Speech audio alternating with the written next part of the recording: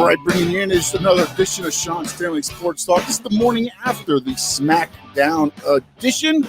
Talking a little bit about the Smackdown show that you witnessed last night. If you had not seen it as of yet, there will be spoilers here in this, so you may want to come back and check out the episode if you want to watch it. I will tell you this, the crowd, the wrestling, I wouldn't say was any better, but the crowd does add a different effect to the product, and it did show last night. I thought last night when you looked at everything that happened, I thought you could see the crowd with as far as what you saw from the performers. You could see coming out of them everything just clicked last night, right? Everything was just, you're in front of a crowd. You saw it at WrestleMania a little bit, but that wasn't a full crowd. This SmackDown crowd in Houston was ready for it. And of course, spoilers in 5, 4, 3, 2, 1.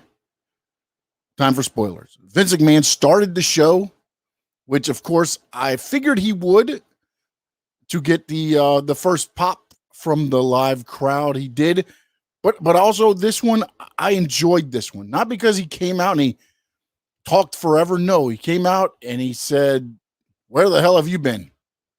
Turn around and left. I think that was what was needed. A quick view of Vince McMahon, and then turn it over to the performers and watch them go. And go they did. They started it with fire, a 6-man tag, the Usos and Roman Reigns against Edge. And the Mysterios and Edge got the pop of the night, I believe, between him and, even, believe it or not, Liv Morgan. Liv Morgan and Edge. Probably Edge gets the nod there for pop of the night. But again, overall, I thought the crowd added a little bit extra pop. SmackDown to me has not been an issue with WWE. The last episode, the Friday before this one, I thought was an issue in the first hour, corrected in the second hour, but the enthusiasm, the energy from that crowd in Houston, you could just see it. The performers, when they first came out, Roman Reigns, I thought would get a different reaction, though. I did think Roman Reigns would get a different reaction, and he didn't. He got a great reaction. Don't get me wrong, but I thought he would actually get more cheers than what he did, just because when he was the face Roman, he was getting booed and jeered so much. I figured with this Roman finally getting out in front of a crowd, you would get the opposite, and that didn't happen in Houston. Not saying it won't happen elsewhere, but in Houston, it did not happen. Liv Morgan, I thought she did tremendous. And there was a thing, if you're on your timelines and you get a chance to check it out, there's actually a tweet that I retweeted. I wish I could remember who exactly sent it first, but from a live member of the audience in Houston, they sent out what happened when they went to break. Liv Morgan gets interviewed and they're chanting for her and they're saying you deserve it. Things like that, I think WWE needs to look to incorporate more into. They keep replaying, earlier in the show and this and that. Maybe just a little bit of, hey, this is what you missed while you were away. While you were at break, this is what happened in the arena. And again, I know not all the time, every break, things like that happen, but that did happen organically with no live cameras for the audience at home. You could come back and show that. And then now you've got people wanting to find that product and look for it. The only down thing that I really had on SmackDown last night was the thing that they're doing with Shotzi and Knox and the tag team champions. They called it a contenders match. And then they go out and they wrestle the SmackDown, or actually the WWE women's tag team champions, Natalya and Tamina. And at ringside, you had, I think who was at ringside also, the other two women involved in the Money in the Bank, and it's drawn a blank to me right now, but they end up costing Tamina and Natalya the match. So for the second straight week, Shotzi and Knox defeat the tag team champions, when you could have thrown together another tag team and allowed them to beat them, and now they're starting to build up to become contenders. I don't know what the only thing they can do is next week give them a title shot, right? Because after this, they beat the tag team champions twice in 2 straight weeks. It's going to have to come down and end up being a title shot for Knox and Shotzi. If you want to be a part, make sure you comment. Please like, subscribe. If you're watching on YouTube, subscribe to the YouTube channel. If you're on the Facebook, anything you want to comment, go ahead and do as well. I will react and interact with you here on the show, but also you can reach out 786. It's 383-1550. That's the text line. And other things that happened on the show I thought was good buildup. I thought the Carmella Bianca Belair, for some reason I had that match happening at the pay-per-view, went back, looked at the card. It was never on there. So knock on me there, but I thought the match went well. The only question I do have is, when does Bianca Belair's braid become a foreign object? When does it end up becoming and getting her disqualified in a match? She used it again in this match and then went into the EST. And of course, she retains the championship, or SmackDown Ladies Championship. And we'll see how that plays out with the Money in the Bank. Don't forget, you can catch me every Thursday as well. 5 Reasons YouTube. It's called One Fall. It's a podcast with myself, Ja'Cory Givens, and Jonathan Ramlakan. My predictions we made there on that. If you want to check it out, go to 5 Reasons YouTube channel and check that out, or go anywhere on my social media and you can click the link and go check that out. Interesting to see what they're going to do. Money in the Bank, the men's title, briefcase. Last night we saw Seth Rollins win the 4-way, and it was very interesting to see Big E gets pinned, because to me, I thought Big E going in, and maybe this kind of solidifies this, because if anybody that's been watching wrestling for a long time, usually if you watch how a match plays out, you can kind of see, okay, this person gets the rub tonight or gets the pin tonight, but then they end up winning the match at the pay-per-view with a big payoff. So it will be very interesting to see, because I think Big E will be walking away. I see a lot of people saying they think somebody on Raw will win the men's and somebody on SmackDown will win the women's. If that plays out, I hope it's Ricochet or Riddle, maybe.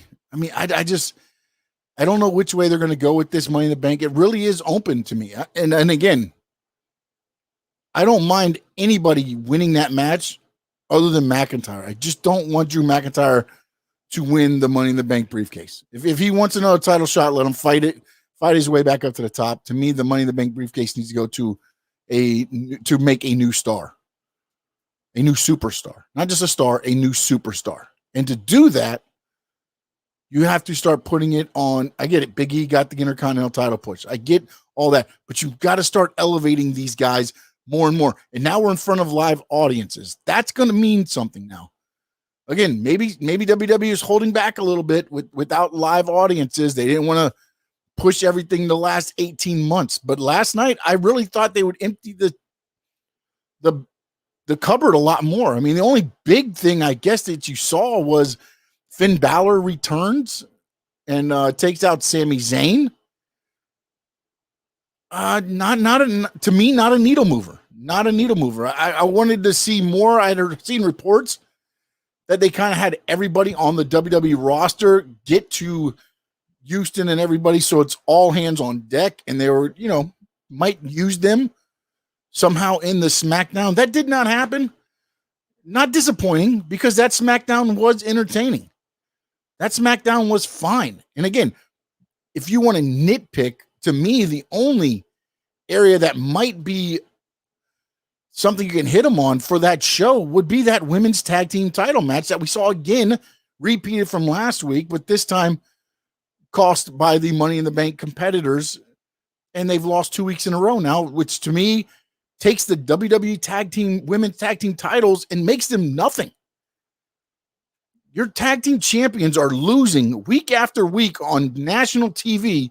Those titles mean nothing. When you could have put 2 women together two enhancement talents together and had them go over there and get the same, to me, the same thing. I don't know what they're trying to accomplish. Hopefully we see a payoff maybe next week, maybe the week after. I hope they don't drag it out to the next pay-per-view. If you want to put the titles on Shotzi and Knox, let's go ahead. Let's do it. Next SmackDown, knock it out of the park. That's the way I look at that. Another MVP on this show to me, Pat McAfee. Quickly becoming, to me, a legend in the broadcast booth. It is so refreshing to see somebody not be robotic, to sit there and just chirp the words that are probably being said into their earpiece and the old nonchalant WWE language and everything like that. Instead, you've got him playing the air guitar on his leg on the stand. Last week, he was doing a pedicure and getting his feet massaged during the Corbin match. The jabs that he throws, the quick one-liners, he's making it entertaining from the thing. And this is interesting because I know at least what used to be was they didn't want to take away from the wrestling in the ring. And I don't think McAfee does that because at the same time, he's only throwing the one-liners. He's not taking the whole brunt of the match onto him and what he's saying. I love the reaction. Kevin Owens off the ladder through the table. If you watch the reactions, if you watch how Pat McAfee reacts, that's what you want. That is authentic, raw emotion to me. And whether he was acting it out or whatever he wanted to do there, it comes across as raw and authentic. And that's what you need from the announcers to set this up. It can't just be, welcome to Houston, Texas. It is Raw or SmackDown and everything else. It's just the same stuff over and over. It's refreshing to see what Pat McAfee does. And I think it's also refreshing when you look at other products. And yeah, are there mistakes being made in commentary? Yeah, but you know what? It's not robotic. And to me, that takes away more from the match when I have to hear the same over and over and over again. So to me, Pat McAfee's slowly becoming the MVP right now on SmackDown because the jabs, the way he talks, just coming across, again, from his show. If you watch his show every day, you know what you're getting with Pat McAfee. I was worried that they were going to try to maybe even temper him a little bit. But I'm happy that and again, I don't know what behind the scenes. I don't know if he's getting yelled at after every show or in his headset, they're saying whatever. But I can tell you right now, Pat McAfee becoming the MVP on SmackDown right now. And that is the morning after SmackDown report. Make sure you check me out on the One Fall every Thursday at 9 o'clock with Jonathan Ramakan and Jakari Givens on the 5 Reasons YouTube channel. After every pay-per-view, Raw, SmackDown, AEW, we're going to be here the morning after. We're not going to talk about it right after it happens because sometimes you have regrets. So we're going to let it fester. We're going to sleep on it. And we'll be right here on Sean Stanley Sports Talk the morning after, 10 o'clock, every morning after a pay-per-view, a Raw, SmackDown, NXT, AEW Dynamite, all for you. Pass it along, share it, like, subscribe, rate, whatever it is you need to do. This will be out on all podcasting platforms. I want to thank you. And in the words of the great Gordon Soley, so long from the Sunshine State.